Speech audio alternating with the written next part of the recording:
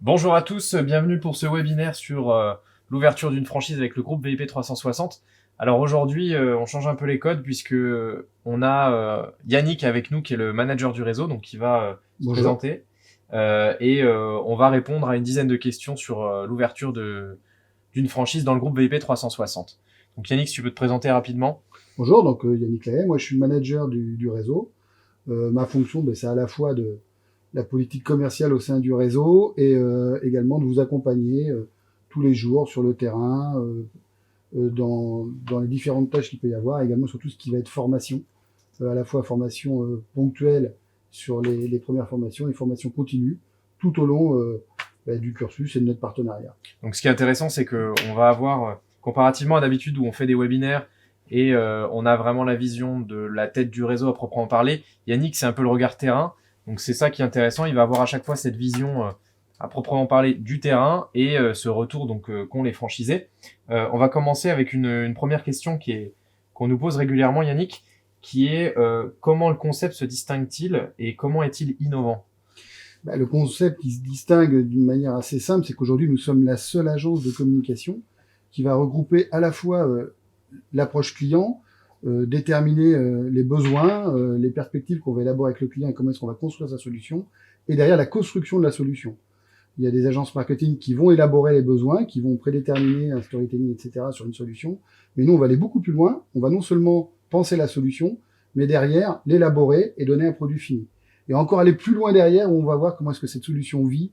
On y viendra peut-être sur différentes analytics et notre solution étant évolutive, on va la modifier au fil des mois et des années où elle va vivre. Donc pour résumer, en fait, c'est le fait qu'on ait une prestation qui soit globale, qui reprenne, Exactement. pour le coup, sans faire de jeu de mots, 360 degrés, Exactement. la question ou la problématique que va avoir un client. Donc pour resituer, puisque tout le monde n'est pas au courant exactement de ce qu'on fait. Donc on est une agence principalement sur tout ce qui va être réalité virtuelle et visite 360. Donc Yannick, en tant qu'animateur de réseau, voit tous les jours, écoute et accompagne nos franchisés sur le terrain. Et là, ce que tu dis, c'est qu'effectivement, on va avec nos solutions, d'un côté, accompagner le client, répondre à ses besoins et ensuite créer la solution avec lui en co-construction, puis derrière, délivrer une solution finie qu'on va faire vivre et qu'on va suivre avec, parce que l'objectif, c'est bien entendu le retour sur investissement, le mot-clé. Exactement. Et quand je dis nous, c'est nous ou et nos franchisés qui directement gèrent ça avec nos clients. Exactement. C'est surtout même au niveau de la franchise, essentiellement tout le suivi et comment dirais-je, le fait de faire vivre ces différentes solutions qui vont amener également le concept innovant. Quand on parlait d'innovation, si on est vraiment au fait des choses et au fait de cette transformation digitale qui est un peu dans le cœur de toutes les discussions au jour d'aujourd'hui. Et justement, c'est bien parce que tu spoil la question suivante qui est en fait, on en est où dans le marché aujourd'hui? Quelle est l'évolution future de ce marché? Où on en est? Puisqu'on parle beaucoup de VR, c'est un mot-clé qu'on entend tout le temps. On en est où dans tout ça? Le marché, il est global. Le marché, il est énorme parce qu'au jour d'aujourd'hui, on s'adresse vraiment à toutes les typologies de clients. On a des clients à la fois qui sont, ça peut aller de l'auteur de romans à des grosses sociétés, des usines avec des structures internationales dans tous les pays, sur de l'aéronautique, sur de l'industrie de pointe, donc sur de la pharmaceutique. Donc on a vraiment un panel de clients qui est extrêmement large, à la fois au niveau de la typologie et également au niveau des services clients. On va intervenir à la fois sur du RH, sur du commercial, sur du merch, enfin un petit peu tous les business units qui peuvent constituer une société. On va être capable d'intervenir à la fois d'une manière très précise, très pointue, mais également en termes de mutualisation de la solution. On viendra peut-être un petit peu après. Et donc, ça veut dire que ce marché aujourd'hui, il est mature, il est à terme, Non, il est dépassé, non, on en est où? il est exponentiel. Aujourd'hui, on est vraiment dans les prémices. Il y a 4-5 ans, les entreprises regardaient est-ce qu'elles doivent vraiment accompagner la transition digitale et de quelle manière. Aujourd'hui, la question ne se pose plus. La question, c'est où est-ce qu'on met le curseur. Donc déjà, on est dedans. Et derrière, ça évolue tellement vite que les décisions qui peuvent être prises maintenant sont amenées à bouger et à évoluer dans les mois, les années qui viennent.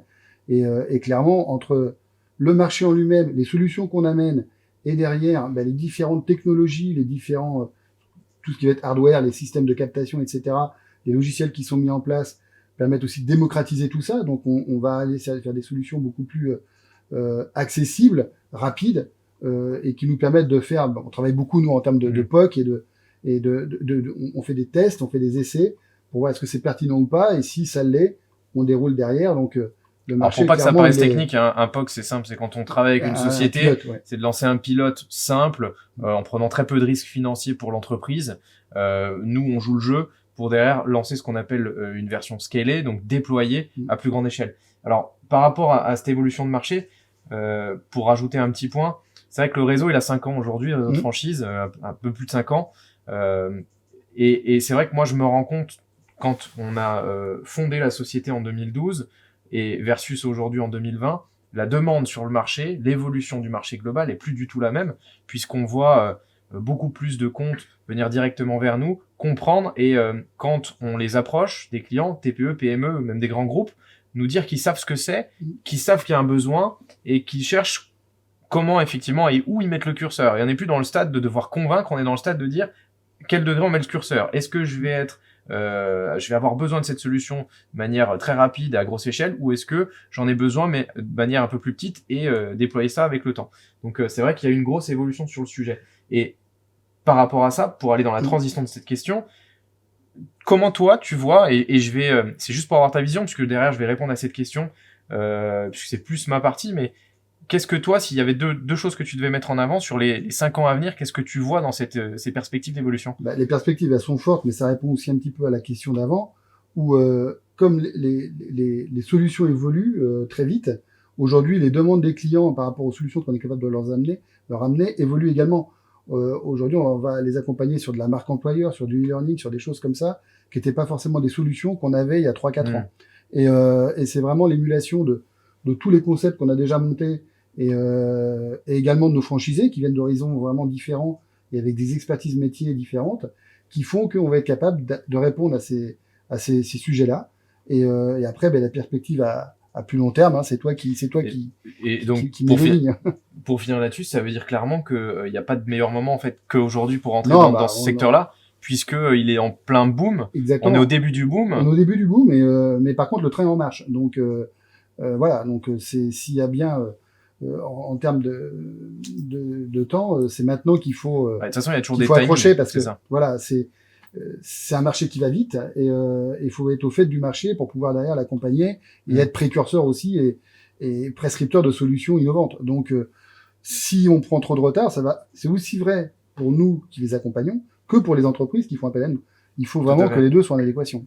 Après, pour donner quelques chiffres par rapport à l'évolution sur ces 5 ans, on prend la dernière phrase qu'a dit Mark Zuckerberg, donc le patron de Facebook, qui dit que tous les ans, en fait, il est interviewé par différents médias américains qui lui demandent sa vision des choses à un an, donc comment vont évoluer les technologies. C'est quand même quelqu'un qui est très regardé sur ce qu'il dit qu'il va se passer dans les 1 an à venir. Et là, cette année, il a choisi, à l'inverse, de dire non, je vais plutôt parler à 5 ans ou à 10 ans. Et ma prémonition principale, c'est de dire que dans les 5 à 10 ans, on va lâcher les mobiles pour avoir des casques de réalité virtuelle.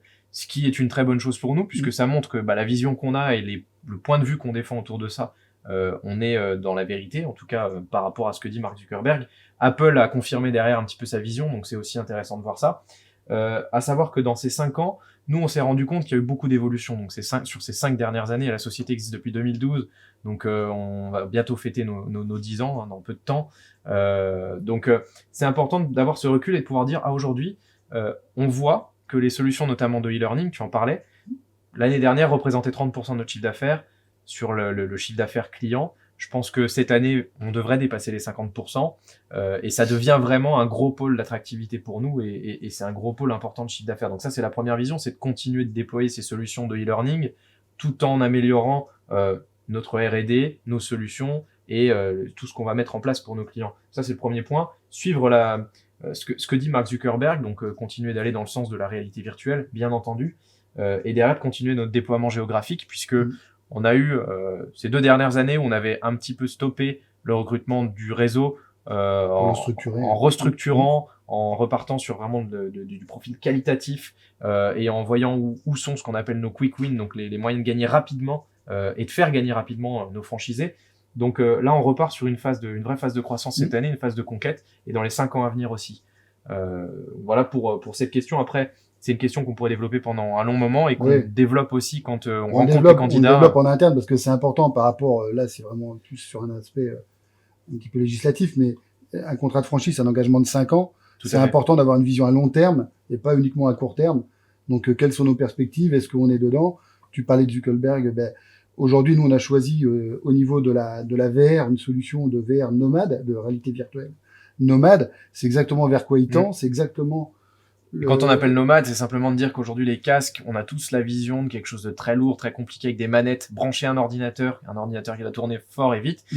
À aujourd'hui, on a des solutions qui existent, qui sont autonomes, on met juste le casque sur la tête, on n'a pas besoin de manette, on n'a besoin de rien, on peut avancer. Et qui sont duplicables un petit peu sur différents secteurs et différents points au niveau géographique. D'ailleurs, si on cite du multisite ou des choses comme ça. Si on cite des exemples de clients avec lesquels on travaille sur ces solutions, on travaille autant avec les grands moulins de Paris qu'on va travailler avec Fraser, Schneider, etc. Enfin voilà, c'est de plus en plus déployé et on a vu, pour reprendre et finir là-dessus sur la question des 5 ans, on a vu aussi sur ces dernières années beaucoup de clients qui avaient testé ces solutions lourdes, qui en sont revenus en disant que ça n'aboutissait à rien, que ça n'avait pas été utilisé, que c'était trop compliqué à mettre en place, très coûteux aussi, alors qu'aujourd'hui, tout ça se démocratise. Donc on a des solutions moins chères, nomades, faciles à mettre en place et qui ont un vrai sens. Et rapide. Par rapport à ça, pour reprendre et recentrer sur le réseau en tant que tel, puisqu'on a des gens qui nous regardent, qui sont des personnes qui sont intéressées pour devenir entrepreneurs, rentrer dans un réseau de franchise, quels sont aujourd'hui les avantages et les inconvénients de travailler dans un réseau ? De manière générale. Les avantages, c'est que ça permet d'aller plus vite. Les différentes difficultés qu'on a pu rencontrer dans l'élaboration des différentes solutions qu'on a pu apporter à nos clients, des fois ça match, des fois ça matche pas. Quand on a un certain recul et qui nous permet de dire telle et telle décision ou telle et telle orientation qu'on a prise sont pas forcément les plus pertinentes, ça nous permet de pas le refaire par la suite. Donc ça, c'est un vrai plus. Aujourd'hui, on a un recul important parce qu'on a plus de 1600 clients à notre actif. Donc, on a beaucoup de solutions qui ont été effectuées. Toutes nos solutions sont traquées, analysées. Donc, on a également un recul statistique. En un mot, tu veux dire qu'en fait, c'est de la data, c'est que exactement. On sait mesurer aujourd'hui sur un tel panel de clients ce qui marche ou ce qui marche pas. Exactement. Donc ça permet vraiment déjà de gagner du temps et de pas avoir des écueils importants et un petit peu déstabilisants au départ. Ensuite, il y a tous des process qui sont en place, qui existent. Il y a des supports, ça c'est important également. On a beaucoup de supports, et à la fois des supports informatiques pour créer des solutions et vous accompagner dans l'élaboration des devis, etc. Mais également des supports humains. Moi, nos collaborateurs, vos collègues. Et ça c'est hyper important parce que quand on va approcher un secteur d'activité ou une typologie de métier, on va pouvoir partager ensemble quelle approche on prendrait, une vraie expertise métier. Nous, c'est vraiment ce qu'on cherche. On cherche des gens on cherche d'avoir un réseau assez hétérogène et qui viennent d'horizons différents et qui puissent apporter des expertises métiers sur chaque typologie. Un coup, on va être sur l'industrie, sur du sport, sur c'est intéressant de dire plein de choses. On parle souvent de co-construction de nos solutions avec nos clients, mais c'est aussi de co-construction de ces solutions-là avec nos franchisés. Et on pense que globalement, le réseau et le côté hétérogène de ce réseau va nous aider à construire des solutions bien plus pertinentes, bien meilleures pour nos clients, que c'est tous ces retours-là aussi qui font qu'on a des solutions qui sont pertinentes. Exactement, parce qu'on va travailler ensemble au départ pour créer la solution, on va également travailler ensemble après, on va échanger pour voir comment la répercussion que ça a eu. Des fois, les analyses qui peuvent être pas forcément excellentes ou dans le sens où on voulait, parce qu'il y a 2-3 trucs qui ont été faits qu'il faut rectifier très vite. Donc, ces échanges-là vont permettre de se dire, attends, j'ai eu ça sur telle expérience, oui, mais moi aussi, donc j'ai fait ça pour la rectifier. Tout de suite, on va avoir plein de KPI comme ça qui vont nous permettre de rectifier tout de suite et d'être dans le bon sens du client. Et derrière, tout ça, ça va créer une vraie synergie. Et cette synergie va faire que ça pousse vers l'avant et on construit ensemble et on avance. Si on n'avance pas, on recule. Donc, en fait, en résumant simplement, la première étape et le premier avantage d'un réseau, c'est de gagner du temps, puisque on évite de prendre des portes et d'avoir des écueils qu'on aurait eu si on n'avait pas cette expérience. Deuxièmement, c'est d'avoir, ça rejoint ça, mais c'est d'avoir un accélérateur par rapport à une équipe, par rapport à des outils qui nous permettent d'aller plus vite dans la construction de son business, de la génération de ses clients, la génération de ses propositions commerciales, etc. et tous les outils qui nous aident à avancer plus vite. Ouais. Il y a également tout ce qui va être partie purement technique. C'est qu'aujourd'hui, on peut se reposer sur notre pôle technique, où on a à la fois... juste un point important, c'est-à-dire qu'aujourd'hui, nos franchisés ne font pas du tout de partie technique. Non, soit d'accord. Non, toute la partie technique va être externalisée chez nous, au sein du siège. Donc, et là, vous pouvez bénéficier à la fois de leur expérience, de leurs compétences, mais également de tout ce qui va être logiciel de pointe, de tout ce qui va être R&D. On n'arrête pas de faire de la R&D, c'est quelque chose d'important. On est sur un marché qui va très vite, qui bouge très vite. Et donc c'est cette capacité donc toujours de se remettre en cause. Exactement. Globalement, donc voilà sur les points forts d'intégrer un réseau avec certains points qui sont vraiment liés à notre réseau à nous. Et si je vais les lister rapidement, mais si on doit parler d'inconvénients, l'inconvénient dans le sens inverse, c'est de dire que C'est on de a les supporter process, déjà. c'est supporter Yannick, parce que c'est pas toujours simple, il faut vouloir. C'est d'accepter de travailler, d'être à son compte, mais en même temps d'avoir quand même une tête de réseau qui donne, je vais dire la tangente et la ligne droite sur où on doit aller. Et c'est de respecter, c'est très important. On n'est pas des fournisseurs. Hein. On a tendance à l'oublier quand on travaille en franchise. Le réseau est pas là pour nous dire voilà, débrouillez-vous, on vous donne des outils, vous débrouillez. Au contraire, on doit travailler ensemble, et pour travailler ensemble, la tête de réseau, on doit partager ses convictions, sa vision, ou ses visions, ou ses convictions, et donc on doit suivre ce qui est dit, et on doit respecter ses process. Et ça, c'est, je vais dire, le gros inconvénient majeur. Tout le monde n'est pas fait pour respecter des process. Alors, on reste indépendant, on reste franchisé indépendant, mais on a des process à respecter, et ces process ne sont pas faits, si on prend de la hauteur, pour être des inconvénients, mais sont bien faits pour faire accélérer le business des franchisés. C'est clair. Alors, ils sont aussi faits pour être bougés. C'est-à-dire qu'on partage énormément avec ils ont énormément bougé chez nous, par exemple. Où les process changent régulièrement. On est sur un marché qui évolue vite. Et donc, si on évolue avec nos solutions, on évolue avec nos clients, les attentes évoluent également, on peut pas appliquer forcément les mêmes process. Donc, les process, ils sont amenés à évoluer et amenés à bouger. Et ça, c'est aussi avec le réseau où on échange et d'avoir cette capacité de remise en cause. Voilà, à la fois de leur part et de notre part, où ils nous disent, écoutez, les process, etc., là, maintenant, il y a peut-être des solutions qui vont être plus rapides ou plus facilitatrices pour nous. On est vraiment à l'écoute, et s'il faut modifier les process, on modifie les process s'il y a de la pertinence. Un exemple rapide, c'est vrai qu'on a développé un produit dont était à l'origine un produit en leasing, c'est-à-dire qu'aujourd'hui toutes nos solutions sont vendables de manière mensualisée en leasing, et ça émane de toi et des échanges que tu as pu avoir avec les franchisés qui répondaient à un besoin. Donc c'est aussi cette capacité de pouvoir répondre rapidement. On nous fait signe que ça fait déjà un quart d'heure, donc je vais un petit peu accélérer sur les questions suivantes, puisque l'objectif c'est quand même de dégrossir un maximum de points rapidement. Si on doit citer un ou deux risques aujourd'hui, c'est quoi pour un franchisé? Quels sont les risques aujourd'hui de rejoindre un réseau comme le nôtre? Le risque, il est fait parce qu'il n'y a pas un investissement qui est lourd. On est sur un retour sur investissement. Un franchisé qui va vendre entre 6 et 10 solutions rentabilise son investissement. Son droit d'entrée, grosso modo. Son droit d'entrée, grosso modo. Donc, c'est quelque chose qui est très rapide en termes de retour sur investissement.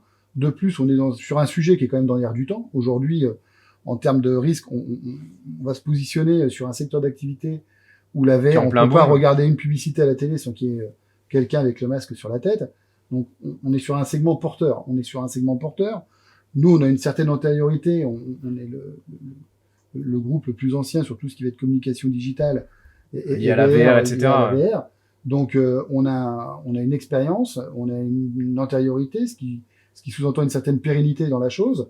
Donc ça va diminuer le risque. Donc ça diminue le risque. Donc le risque financier, dans ce que tu dis, il y a peu de risques, puisque au final, le retour sur investissement peut être rapide. En tout cas, retour sur investissement, on va le mettre entre guillemets. En tout cas, on va pouvoir compenser le droit d'entrée rapidement par quelques clients. Ok. Maintenant sur l'aspect, je vais dire, est-ce qu'il faut avoir des salariés, est-ce qu'il faut un local, bon, j'ai forcément la réponse, mais l'idée c'est de dire, voilà, aujourd'hui, le seul investissement qui est, c'est les droits d'entrée. D'avoir un véhicule, un ordinateur portable et un téléphone, voilà. Donc c'est vraiment extrêmement light, et il n'y a pas d'investissement, pas de salariés, les salariés viendraient si on veut du multizone, si on veut acheter plusieurs zones et voilà, on parle de projets différents. Voilà. Alors donc, ça veut dire qu'en gros, on a peu de risques, on paye un droit d'entrée, et si j'ai déjà un ordinateur, une voiture, un téléphone portable, je peux commencer demain. On commence demain plus une semaine parce qu'il y a une formation quand même. Donc, mais effectivement, tout de suite après la formation, on est capable de commencer et d'aller directement voir les clients. Très bien. Alors, ça tombe bien. Qu'est-ce qui fait la réussite d'un franchisé aujourd'hui? On en a un peu parlé, mais on va reciter les points clés. La réussite d'un franchisé, c'est déjà le travail. Il n'y a pas de mystère. Après, une fois que ça c'est bien acté, c'est de la curiosité, et il faut s'intéresser aux clients, il faut être dans l'écoute. Et si on a vraiment ces capacités-là d'écoute et d'analyse, automatiquement ça fonctionne. L'autre point fort également, la passion. La passion. On a la chance d'avoir un métier qui est assez sexy, donc la passion elle vient relativement facilement, et Puis qui est pas dépendant d'un secteur d'activité. Voilà. Donc tous les jours, on fait pas les mêmes choses. Exactement. Si demain on a un secteur qui est en crise, c'est pas grave, on s'adresse à tellement de secteurs différents qu'on n'est pas tributaire de ça. L'autre, qu'est-ce qui va faire la réussite d'un franchisé? C'est important aussi, c'est sa capacité de se remettre en question. Aujourd'hui, on est sur une activité qui va très vite. Comme on en a dit, on en a un petit peu parlé tout à l'heure, tout ce qui va être support change vite, les logiciels changent vite, les approches clients changent vite, leurs demandes évoluent vite.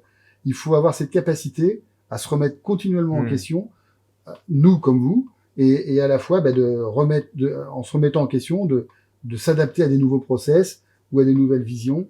Et il y a des sujets qui peuvent aujourd'hui ne pas paraître pertinents parce qu'on n'a pas les solutions pour les exploiter d'une manière rapide et optimale.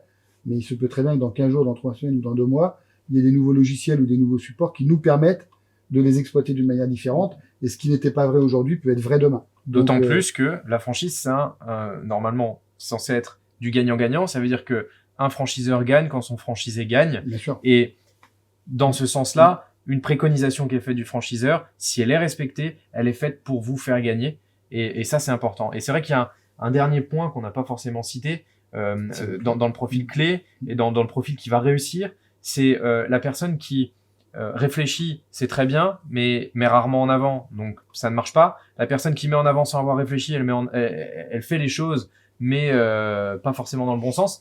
L'idéal, c'est la personne qui a réfléchi et qui fait les choses. Et c'est vrai qu'on croise énormément de personnes qui ont des projets, on en a vu beaucoup sur Salon, etc., qu'on revoit tous les ans, et qui passent jamais le cap, puisque devenir chef d'entreprise, c'est pas fait pour tout le monde. C'est quand même. Faut avoir un vrai esprit entrepreneurial et d'entreprise. Que d'ailleurs que tu as eu aussi, puisque tu as été aussi chef d'entreprise. Donc on sait de quoi on parle et c'est pas donné à tout le monde. Maintenant, si vous vous posez ces questions et que vous êtes devant ce type de webinaire, c'est que vraiment vous êtes déjà à un cap où vous dites voilà, l'entrepreneuriat c'est fait pour moi. Maintenant, si vous réfléchissez dans tous les sens, etc., et que vous attendez que les planètes s'alignent, vous passerez jamais le cap. Et ça, c'est un point clé pour être entrepreneur. Il faut savoir être agile et agir vite.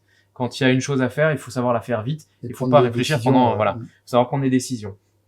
Dernier point, sur lequel, je trouvais ça intéressant de te poser la question. Est-ce que tu as une ou deux anecdotes à nous citer sur le réseau aujourd'hui? L'anecdote que je trouve assez sympathique sur le réseau, c'est qu'on a 2 franchisés qui ont toujours travaillé ensemble, travaillé dans les mêmes structures, pour les mêmes sociétés, des fois avec un petit peu de décalage. Avant d'être franchisé, tu veux dire? Bien sûr.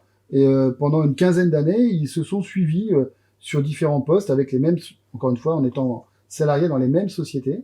Et au final, un de nos plus vieux franchisés qui est intégré depuis plus de 5 ans, puisqu'il a renouvelé dernièrement la franchise, a amené cette personne avec lui récemment, il y a 1 an. Donc voilà, donc la boucle est bouclée. Qui fait partie de nos exemples d'ailleurs. Et voilà, et ils continuent à travailler ensemble dans le même réseau, mais ce coup-ci, par contre, plus en tant que salarié, mais en tant que chef d'entreprise. Donc c'est vraiment une anecdote sympathique dans le sens où il y a eu du bouche à oreille de nos franchisés vers d'autres personnes. En disant, rejoins l'équipe, tu verras, c'est assez sympa. C'est le côté un peu familial. Voilà. Après, moi, j'ai une anecdote que je voudrais quand même ajouter, tant sur le réseau, mais sur les produits que l'on fait. C'est vrai que j'aime souvent la citer, mais on a, comme tu disais, un range d'action de nos solutions qui est très large, puisque on a des clients, d'un côté, on va avoir Durex, de l'autre côté, on va avoir des crématoriums, et au milieu de ça, on va avoir des hôtels ou de la promotion immobilière. Donc des clients qui n'ont strictement rien à voir. C'est toujours rigolo de se dire, on fait le chemin complet. Donc parfois, on va travailler de Durex jusqu'à l'hôpital, la maternité, jusqu'au crématorium. Donc la boucle est bouclée. La boucle est bouclée. Voilà, globalement. Il y en a qui sont plus agréables que d'autres. Il y a des clients plus agréables que d'autres, en tout cas sur les lieux, parce qu'après nos clients sont tous agréables, bien entendu. On a bouclé cet afterwork, ce séminaire autour d'ouvrir sa franchise avec Yannick. Donc c'est la première fois qu'on avait ce concept avec Yannick sous forme de table ronde. N'hésitez pas à poser des questions en commentaire. Surtout. Nous y répondrons si les questions sont vues sur replay, on y répondra en texte. Ceux qui souhaitent avoir des informations complémentaires sur la franchise, n'hésitez pas à nous écrire sur marketing@groupe-du6vip360.com. Sinon, on est bien entendu, on a le site internet vip-360.com ou encore on est sur toute la franchise et les différentes plateformes. Donc, vous pourrez retrouver le réseau assez facilement. On aura un prochain webinaire le mois prochain. Donc, on vous invitera à revenir à nouveau sur d'autres questions et je pense que ce format est un format qui vous aura plu. Donc, si c'est le cas, on renouvellera sur des échanges avec Yannick notamment qui a vraiment cette vision terrain. En tout cas, merci à tous et bonne soirée, à très vite.